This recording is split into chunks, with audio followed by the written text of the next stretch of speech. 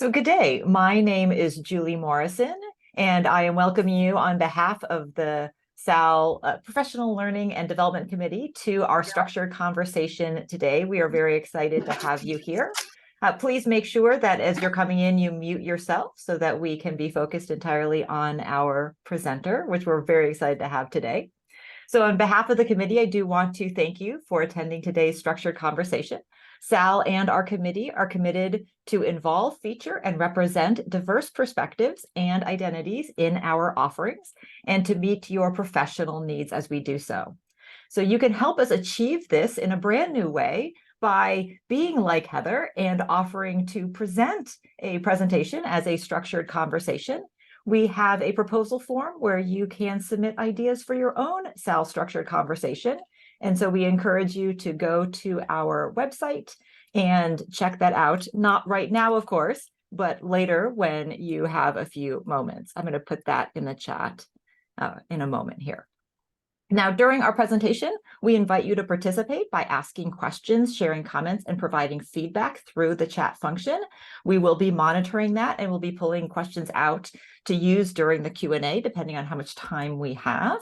Questions that we might not be able to get to, Heather has offered kindly to share her information for anyone who wants to reach out to her. Now, to get us started, if you haven't yet done so, we encourage you to put your name and affiliation and assessment role into the chat. Now, I would like to officially kick us off so we have the most time we possibly can have with our presenter, who is Dr. Heather J. Strine Patterson. She is the inaugural Director of Student Affairs Assessment at Appalachian State University.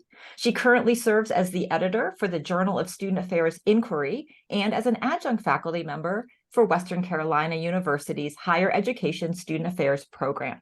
Heather has over 15 years of experience in student affairs, where she began in academic advising, career development, and residence life. She holds a PhD in strategic leadership with a concentration in post-secondary analysis and leadership from James Madison University and a master's degree in higher education from Syracuse University.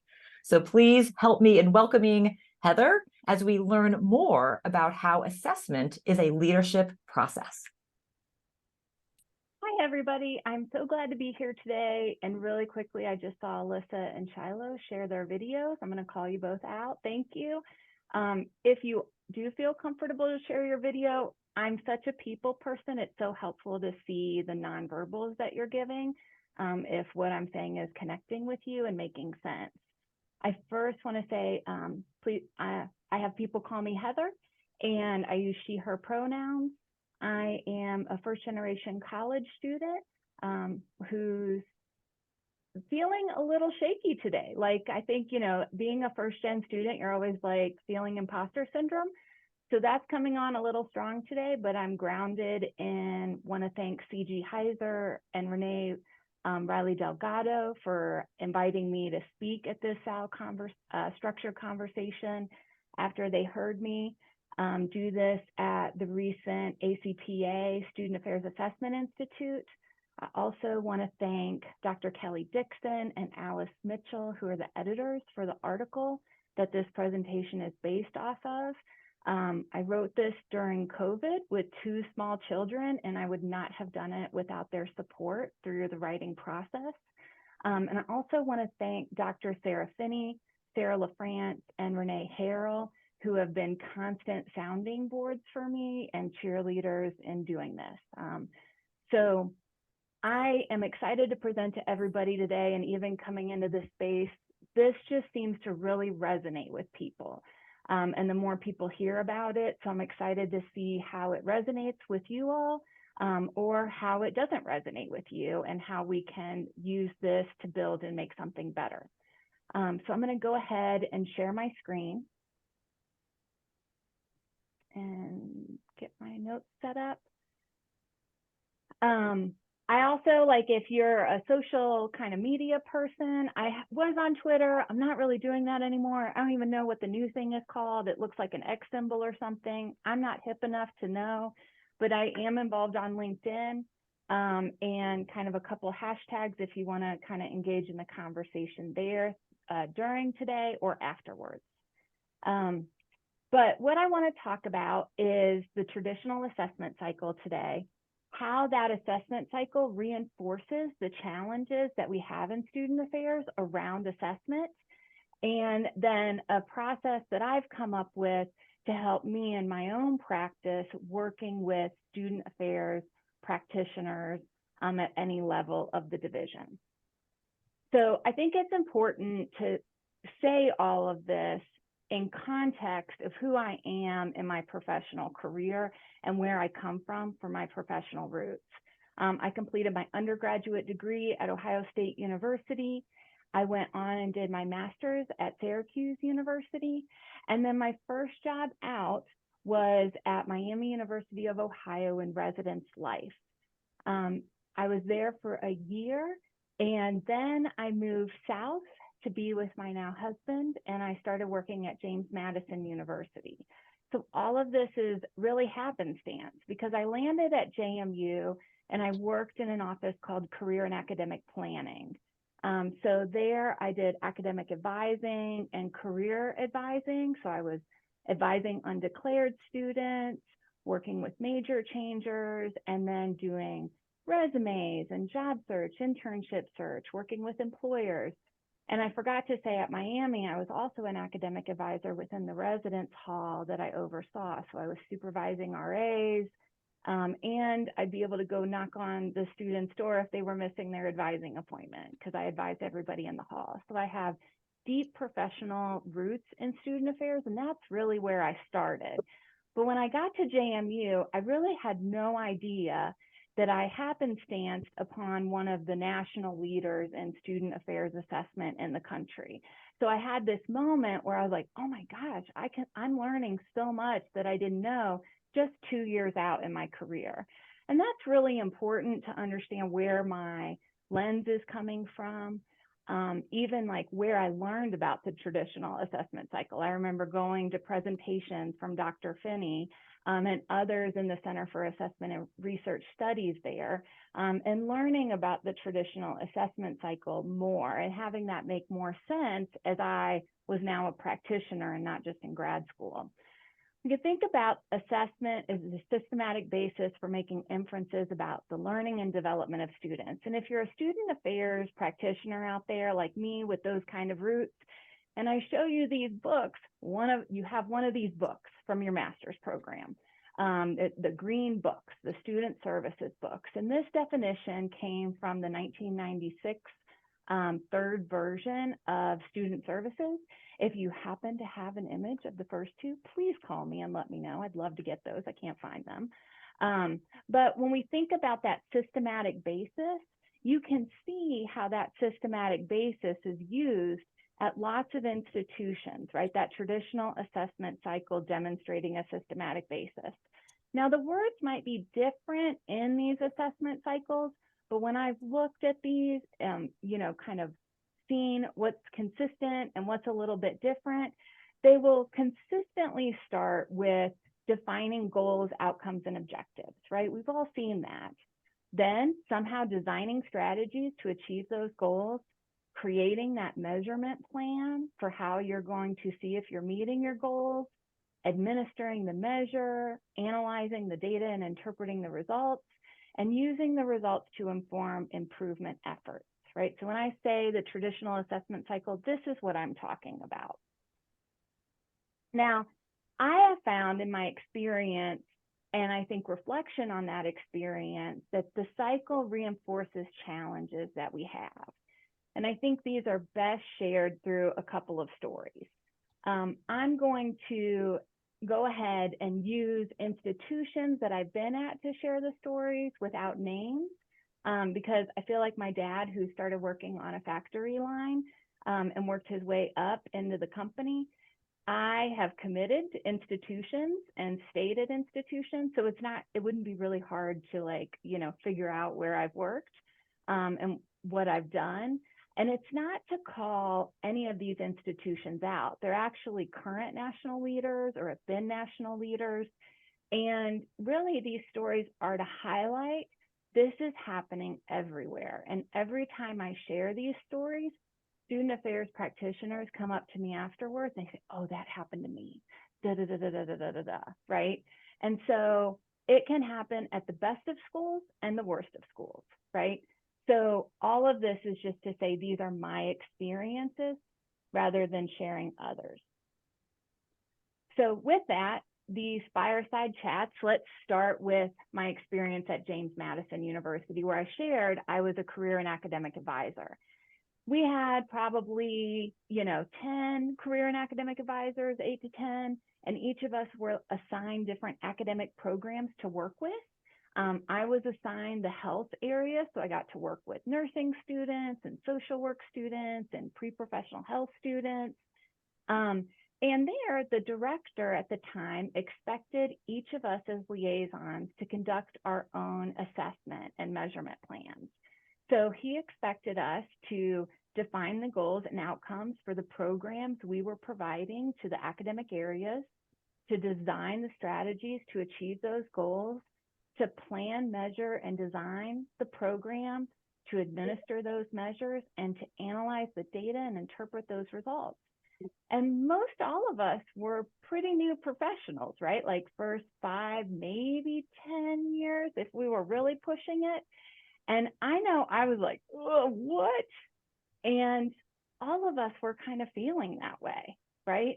And so you would think, okay, this director is like, well, all of you guys come up with your own goals and objectives, what you're doing in your programs, and it's going to be the same.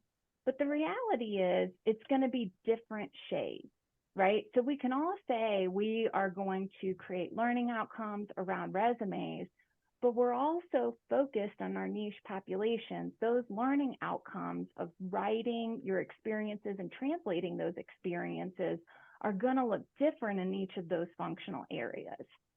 And so that is a detriment to students, and we can talk about that a little bit later. But then, so we're like, okay, that was challenging for us as new professionals. And the director was like, okay, yeah, we'll use the results to inform improvement efforts. But really, he didn't want results that would inform improvement efforts.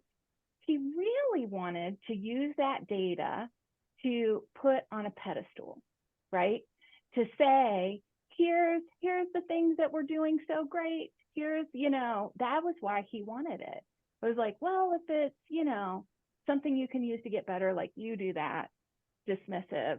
Really, I want to know what we can show and sell about how we're contributing to student learning, development, and success, which I'm not saying isn't important, but it's not totally inclusive of what we want for the goals of the assessment process. So assessment was prioritized because the measurement was prioritized. And measurement was prioritized so that we could have the data to tell our positive story, right? So then I had this experience, ended up doing like department learning goals for career and academic planning, or at least starting that while I was there, really modeled after the residential learning plan that's going on, and has now become the divisional learning plan. And I went on to Appalachian State University, and I was like, okay, I know like a lot now. And so I'm going to go, I'm the director of this, and I'm going to take all that and I'm going to apply it here. So I got to App State, and I had another similar experience. In the first month on the job, I met with each of the directors to learn about their department, what their goals were, what they were doing, begin to build those relationships. And one of the directors that I met with literally said to me, "It's nice to meet you, but we won't be working together." And proceeded then to direct me to the person down the hall who was a mid-level professional that was responsible for data collection and analysis. So the director didn't see in this position either that he was part of the assessment process. It wasn't him. And so I was like trying to keep, the first meeting with this director, I'm trying to smile and nod and not, push back too hard in the first meeting. And because I also should say I'm in North Carolina and I've been in Virginia. So as a Southern woman, I have to make sure I smile. And so I walked back across campus and I thought, I'm going to go back and I'm going to look at that assessment cycle. and I'm going to show him where he plugs in, because I was really drinking the Kool-Aid, right? So I was like marching back, and those big white sheets of poster, right? I got some of those out, and I started looking at it, and I was like, I can see why he doesn't see himself in this process. And I started thinking, we have a major problem with our language. The first of which is the word program isn't consistently used. When we use the assessment cycle in student affairs, if we think about where it came from, it really came from an academic affairs model. And when we use the word program with a faculty member, and I say, what's your program to the faculty member, they say history, right? Mathematics, elementary education. They don't say, it's this class I teach on Tuesday night, right? And not even that class that they teach on Tuesday night, but like that specific day. But when I ask a student affairs person, and normally I do this in a smaller environment, but I say, tell me what program, when I say, what's your program, what do you think?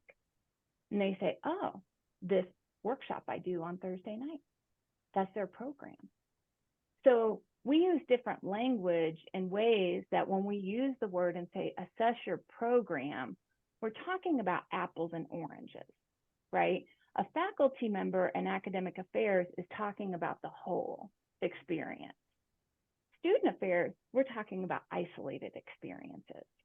The only time I hear the word program used above a level of what a practitioner does is when we say like program reviews, right? And again, that language is copied from academic affairs, because academic affairs does program reviews. So student affairs and other administrative departments do the same thing. You're doing a program review like academic affairs is doing, right? Other than that, I've never heard a department referred to as a program. I'd love to hear if anybody else does, but that's never happened before.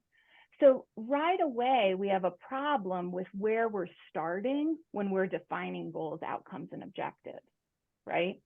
Are we defining them at the Thursday night program level? Most oftentimes, an experience that student affairs practitioners have, that's where it's happening. So we're narrowly defining our goals, outcomes, or objectives. And then maybe if that's happening at a department level, great. But then, it's starting to get pushed to maybe a divisional level if we think about, and let me grab the book here, the curricular approach to student affairs. Maybe it's getting there, but again, we're just using it inconsistently. And then when we have that, then we have that we're designing these strategies on a different level, right? How are we thinking about the strategies that we're defining? And that's impacted based on where we're starting with the level one, right? With our first spot in the assessment process. So then I was starting to notice a second problem, right? The director's like, I don't do measurement. First director, I don't do measurement. You do measurement. I don't do measurement. And so I'm like, okay. And then student affairs practitioners are also often intimidated by measurement, don't feel like they don't have self-efficacy around measurement, and they don't feel like they have knowledge oftentimes. And then you wonder why they don't think that they can do assessment, because when we look at an assessment cycle, half of the assessment cycle is focused on measurement. And I sat in that office the day I came back from working with that director who said, nice to meet you, but we won't work together. And I thought, this cycle was developed by somebody who wanted the data, right? Somebody who maybe was the data person to say, this is what I need from you, because here's my detailed steps, right? I went back to even thinking about the first step of defining goals, outcomes, and objectives. And I remember being in that presentation with Sarah Finney in those early days at JMU. And she said, this step should take the most time, but it's so small, right? So we expand out the steps for measurement. and we overemphasize the methodological process. And there's authors and great leaders in the field out there that are saying a very similar thing, right? The typical assessment model foregrounds methodological process above almost all other aspects of the assessment cycle. And it can overshadow using findings for improvements.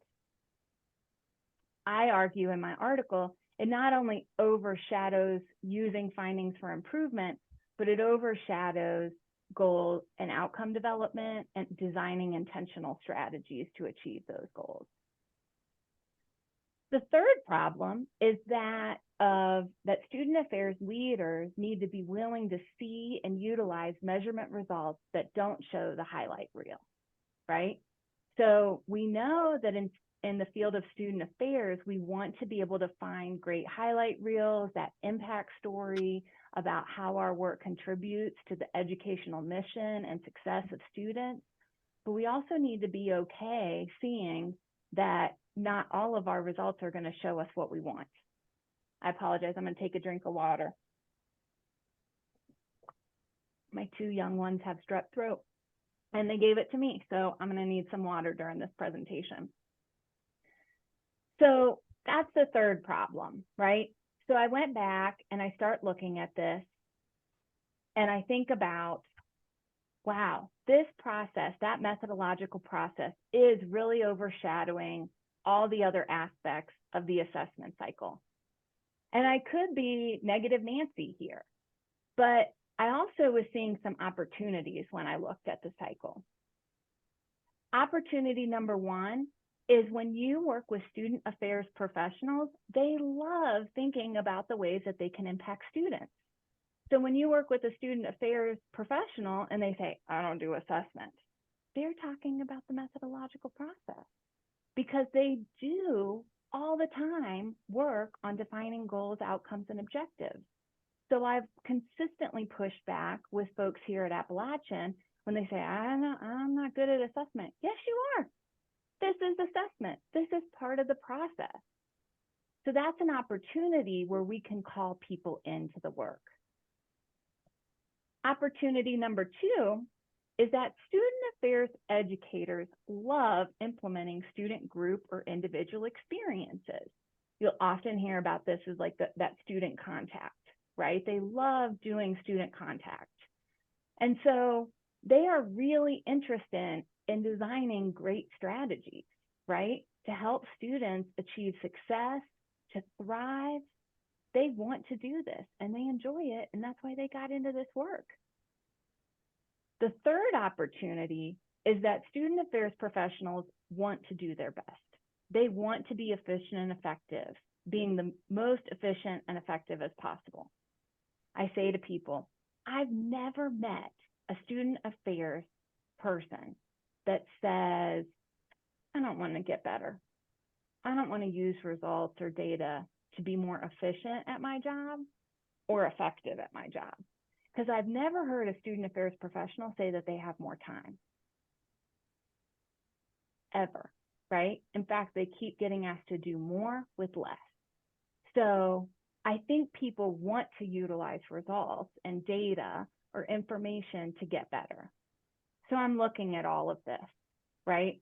And I'm trying to figure out, how does this all map? And I feel like that Grey's Anatomy moment, the Post-it, and I felt like I had these huge, Post-its up, those massive Post-its, and I was trying to like connect this all together. And I started thinking about, what if I don't drink the Kool-Aid? How would this look differently so I could show these directors where they plug in, right? Where they need to help contribute to this. And so for me, that traditional assessment cycle is a great place to start, but it's faulty, right? I needed to show people where they could hand off the baton. Does the director need to be involved in the intricacies of the measurement or the intricacies of the data analysis?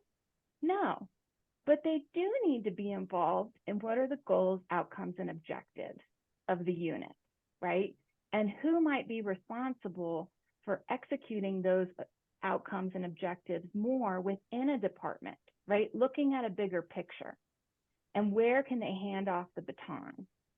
And so I really started thinking back to my time at JMU that was so informed by folks at the Center for Assessment and Research Studies.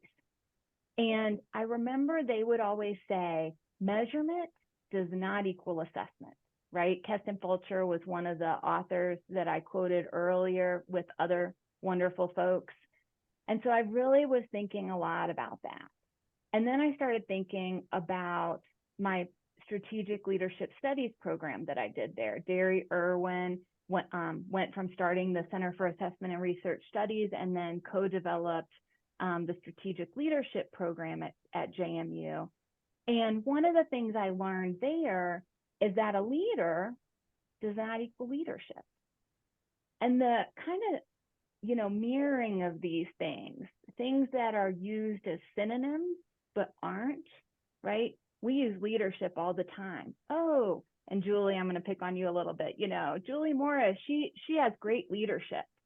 That's not really the right way to use that word, but we use it like that all the time rather than saying Julie Morrison is a great leader, right? So that was really resonating with me. And then I went to, this was a quote in my dissertation, kind of surmising a lot of things from a lot of theories, is that leaders and followers are active partners in the leadership process towards shared goals. And I really started breaking that down.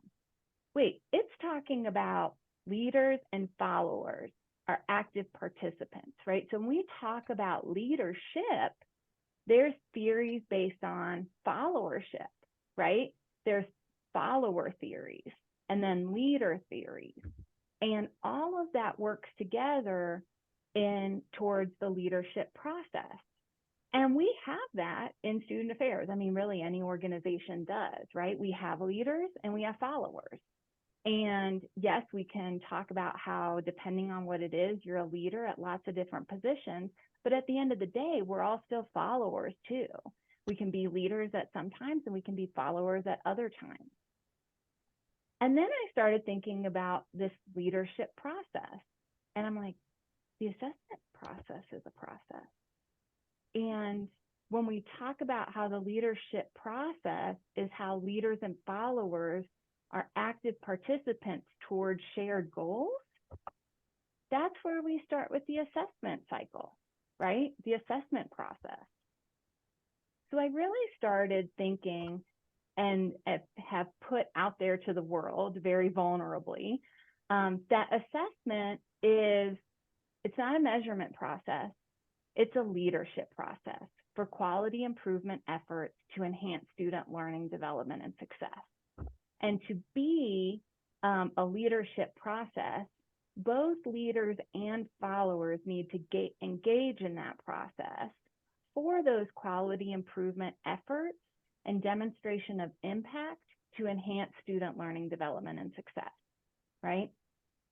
So I started looking at this traditional assessment cycle, and it had to go. It could be a starting place, but it couldn't be the way that I showed people where I needed them to engage and where they could step back from their engagement. So at the first level, and my first time kind of drafting something, I actually drafted department leaders and student affairs educators, because that was like my mindset. And I started presenting this to departments, and people would come up to me afterwards and they were like, oh my gosh, this is the first time this made sense to me. And directors were starting to have buy-in, like, oh, this is where you need me? This isn't just something I can like hand off to somebody in my department?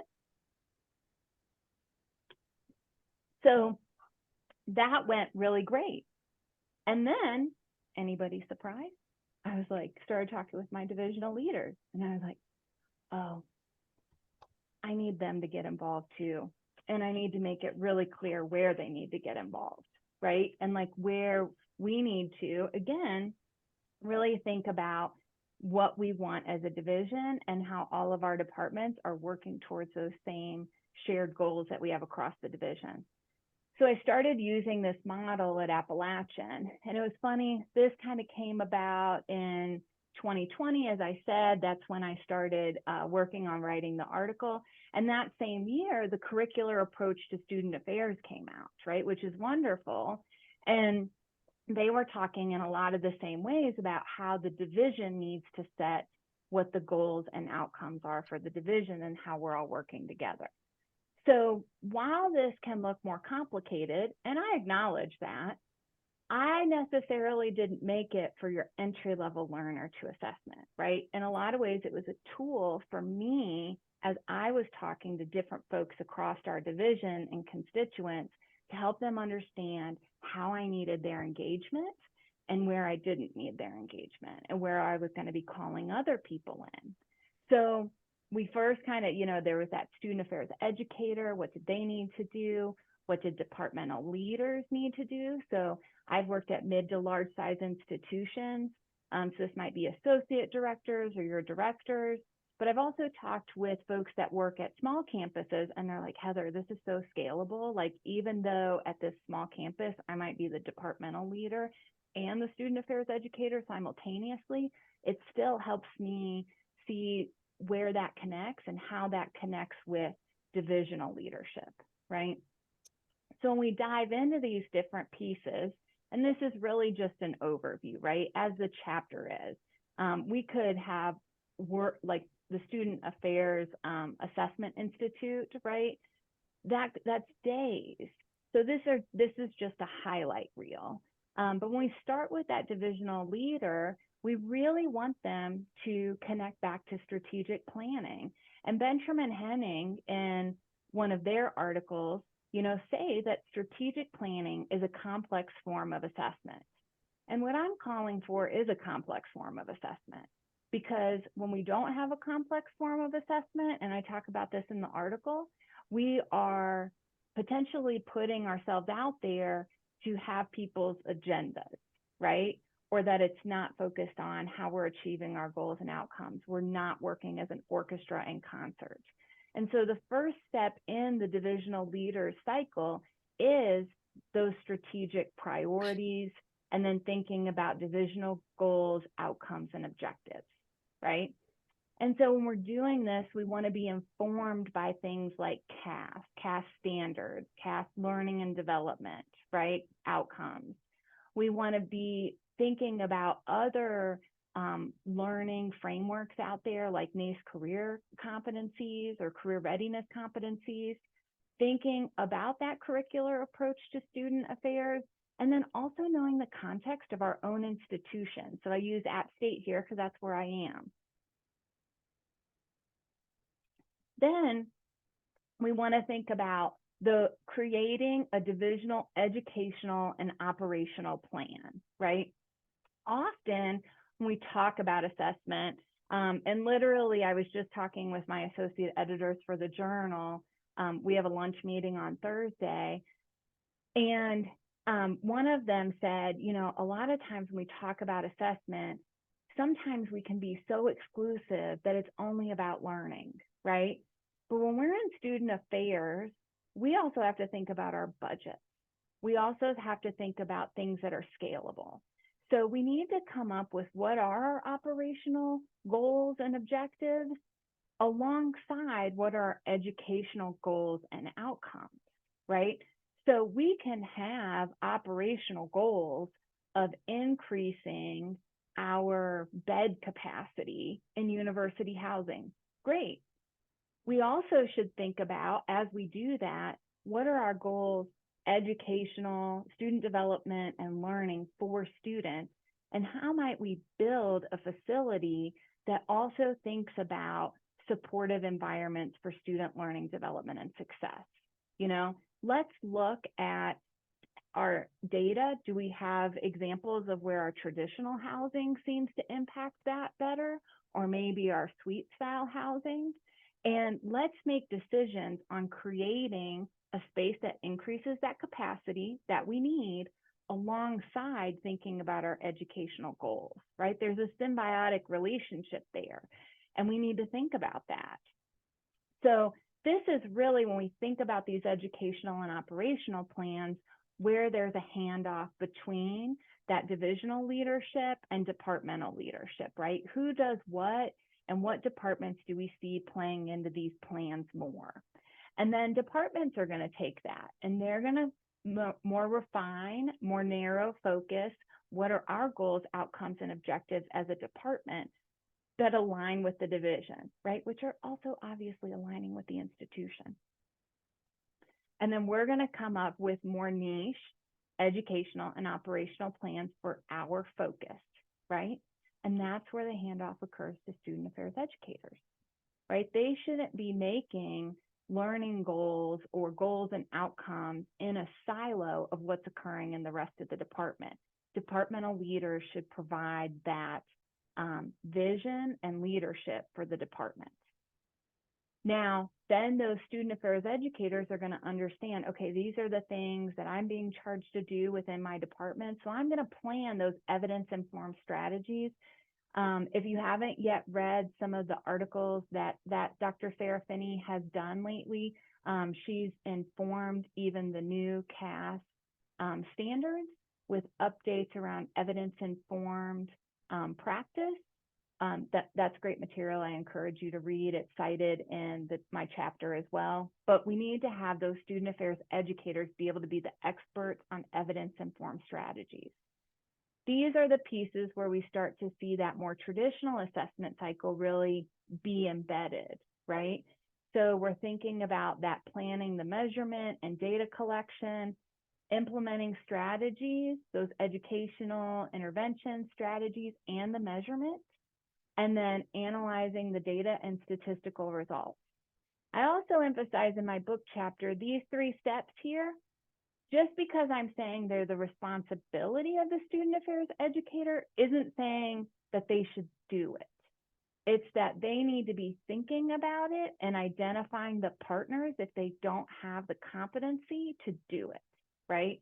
So I'm not saying that student affairs educators can't learn more about these things, but oftentimes the student affairs educator that's the personable person, right, is not also the data person. And it's really, I think, unfair that we have that full expectation of them in most cases.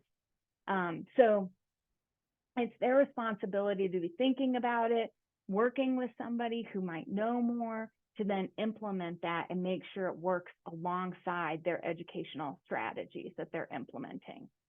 And then they can take those results and share those at the director level, right?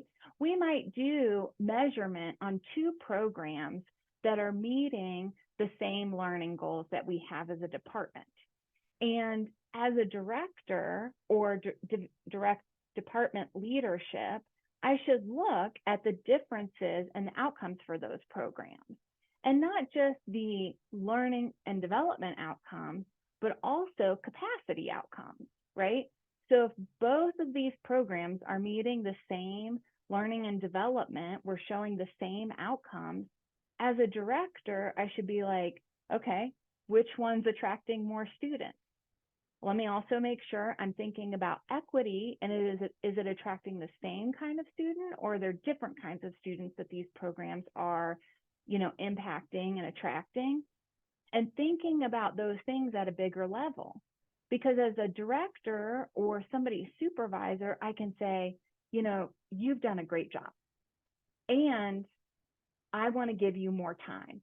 We have these other needs. We're finding this is more impactful, reaching more students, or whatever the reason, and where can I use measurement results to make decisions to take things off of practitioners? Wouldn't that be amazing? When I talk about that with student affairs practitioners, they're like, wait a minute, I can stop doing something? Yes, and I think we need to do that more, right? We need to sunset things. And that's not saying they're not effective. It's saying, maybe it's redundant, right? But the director and the director's, team at that department level need to be making those decisions, right? But those student affairs educators need to be providing that evidence so that directors and their teams can make informed decisions. So then we've got the handoff, the department improvement planning from that information, which is basically what we just covered. And we're going to take that and we're going to do the same thing at the divisional level, right? What are we doing that's redundant across the division? Oh, we see here that, students in university recreation are having bigger gains in their communication, career readiness, learning outcomes. What are you doing, UREC, to help your students increase so much? Because we could use that in housing. We'd love to learn from you, right? So where can we use that for divisional improvement planning? And then that's the handoff back to the division, right? And that all leads into divisional storytelling. So when we think about divisional storytelling, this actually, I was having a conversation with a close colleague. They were doing a presentation for an interview. And all of a sudden, this came to me off the top of my head because the interview said, how are you going to help us use data to tell our story? And I said to this person, and I see like head shake there, right? And yep, I've heard that before. And I think it must have been a day I was a little frustrated. And I was like, if I had that question now, I wish I would have known then, I wish I would have known then what I know now, because I think I would have set down some boundaries to say, when you say that, I hear you're wanting to communicate a high gloss story. And that's great. We'll talk about that. But there's also a color print story and a grayscale story that we need to think about, right? And I think this is where that first gen rural country, cornfield girl, gets to like those kind of anecdotes, right? Like, are ways to commonsensically explain something. So this is a spectrum, right? We have our high gloss story that we know comes out in like our magazines, or like literally this morning, I just went and looked for student affairs story. And like, these are the first 3 pages I found, right? So all kinds of people are trying to say like, we need to tell our story. And it's the high gloss. It's what's put in a magazine, on some print publication, on the website. And you'll also see that this high gloss story that's driven through assessment efforts and the assessment process is also the impact story, right? It's not just annual reports we're asked to do anymore. We're asked to generate the impact report. And so that high gloss story is really the impact story. Then there's the color print story.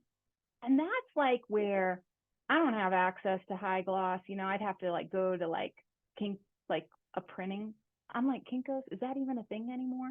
But, I'd have to go somewhere else to do a high gloss thing. I have to go through university communications for anything almost that goes on the website. So more than likely, a lot of times I have access to a color print story. So when I get ready and I go show divisional leaders like my vice chancellor, associate and assistant vice chancellors, and I'm putting a report together, I'm showing that here's what we're doing really well. This was a kind of executive summary of some findings from Move-In at Appalachian, and 90% of our parents and families were satisfied that their expectations were met for Move-In. Great, that's wonderful. This is what we're doing well. When we dug in on the 10% that expectations weren't met, we started seeing like, wow, there's a relationship with volunteer help. The people that said their expectations weren't met, 86% of them didn't have volunteer help, right? And then I asked about bins and found that 38% of people whose expectations weren't met didn't have bins. And when we pulled that together, it almost, explained a lot of the folks that were not happy. So that's really the advocacy story, right? The director of housing and that was an advocacy story. We need some money for bins, or do we rent bins, or can we find foldable bins? But we need more bins. We also, this was right after COVID, so the volunteer drive that used to happen with Move-In had kind of waned. and it was like our call to action, like, hey, volunteers, make an impact, right? And so we need to advocate that people need to come back on board with that. But that's your advocacy story. It's the good, and here's what's maybe not as good, but we could do better if we did X, Y, and Z, right? Easy. Then there's the grayscale story. And in my NASPA presentation I did on this, I'll be honest, I put out the titles, but since this will live on YouTube forever, I started like, lining out things because it's an actual report I did here at App State. And this was pre-post, basically. Didn't see visually, you could see there wasn't a shift. But when I start lining it out or black lining it, it really brought up what a grayscale story is, which is we're going to keep this between us, right? This stays in the family. We're going to use it, but we're not going to share it. It stays in-house, and we're going to use it to get better, right? But we're not sharing that in a high gloss way or probably even an advocacy way if we already know where we could make some changes. So that's your improvement story, right? It's the good, bad, ugly we tell ourselves to get better. So now I want to kind of summarize it, right? You've been sitting back. Maybe somebody's out there eating popcorn. Shiloh Lovett, I bet, is out there eating popcorn. And it's kind of like, okay, you showed me a lot about this multi-assessment process, but let me review again. Why does that help? When we think about how the traditional assessment cycle emphasizes planning, and I go back to what Dr. Finney said, this should take the most time. It doesn't in a traditional assessment cycle. When we think about how planning is represented in the map, it's much more representative of the time it takes for people to do. And it also shows people how to step into this process and that the work they're already doing is assessment. It is part of assessment, right? We still have, then we had half of the assessment process highlighted measurement, right? With this new multi-level assessment process, it's still there. It hasn't gone away. It's still a piece of it, but it's more proportionally appropriate to the work that we need to do around the assessment process. And then when we think about the traditional assessment cycle, reflection and planning, we have this piece of like using the results to inform improvement. We now have more steps related to not just reflection and planning, but also the storytelling and the impact demonstration that we're all being asked to do. So that's the approach that I've used at Appalachian. And this was really the basis then for the publication that we did with, or that I did with the new direction of student services in the most recent student affairs assessment, nuanced practice to leverage equity.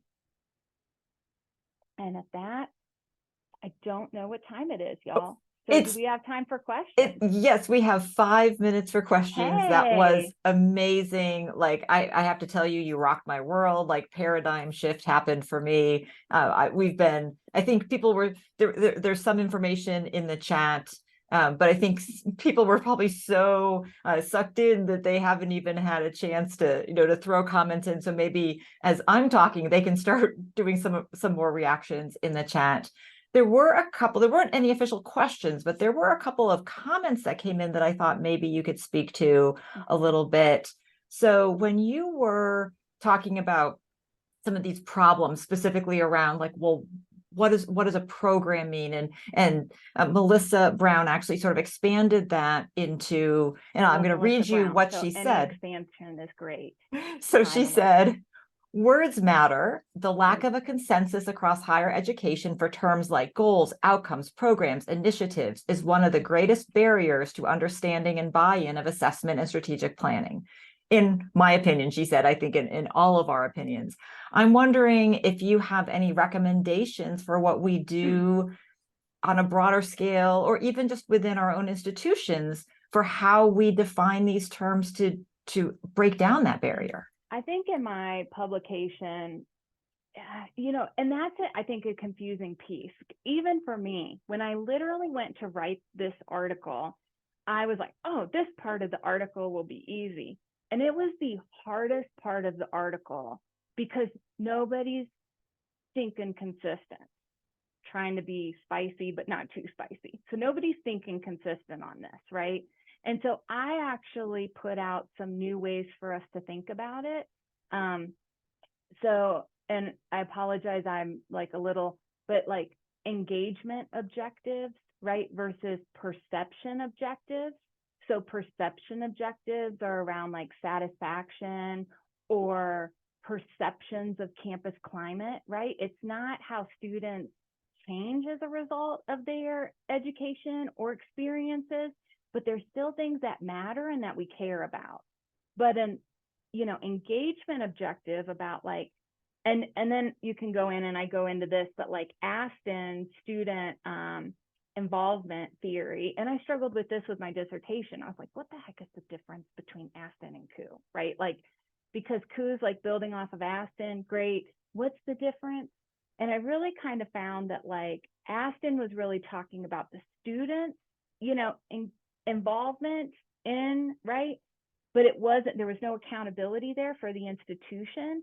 So it wasn't about, not just the student involvement, but where I began to understand more that Coup added on is really like, what opportunities does the institution provide for students to engage in? So you start thinking about student employment opportunities or the number of programs, right? So thinking about numbers of students involved and number of experiences that we provide, important, right?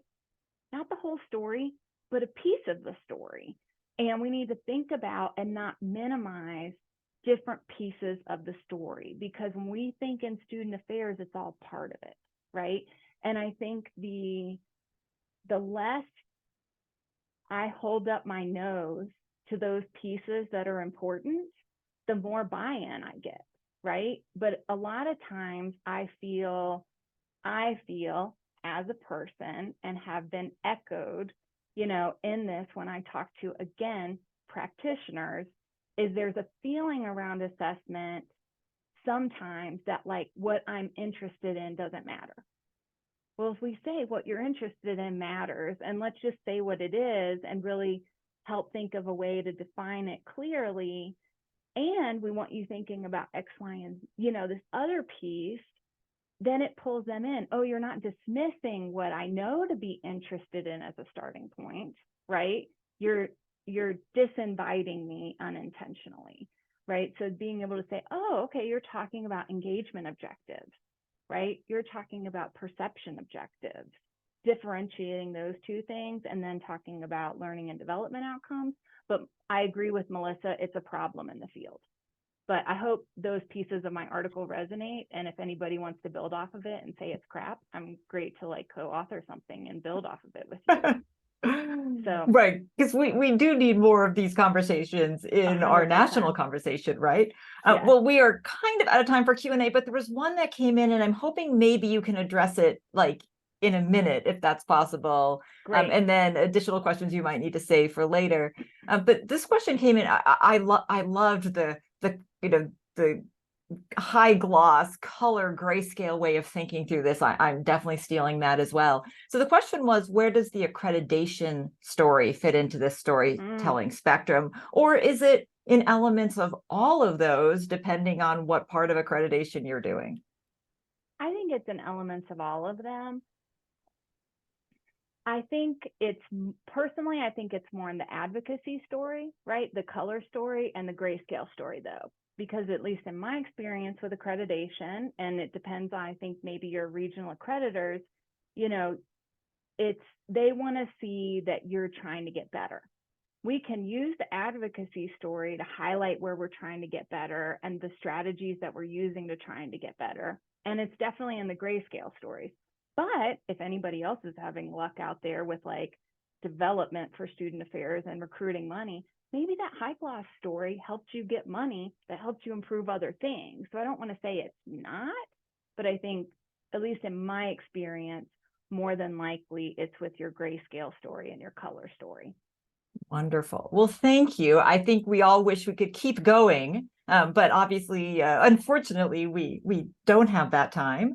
But we do want to conclude today's session. It looks like, Heather, did you want to say something else before we I was conclude? just going to ask if I could get a transcript of the comment so I can reach out to anybody that put something in there. I can't figure out how to do that right now. And Oh, yes, we will take care of that. Okay, great. We will make sure you have the Thank you. transcript. And we do have contact information. I've also put into chat just now how you can connect directly with Heather through her email address or her LinkedIn. So we do want to thank Heather on behalf of the SAL Professional Learning and Development community for bringing us this just exceptional presentation.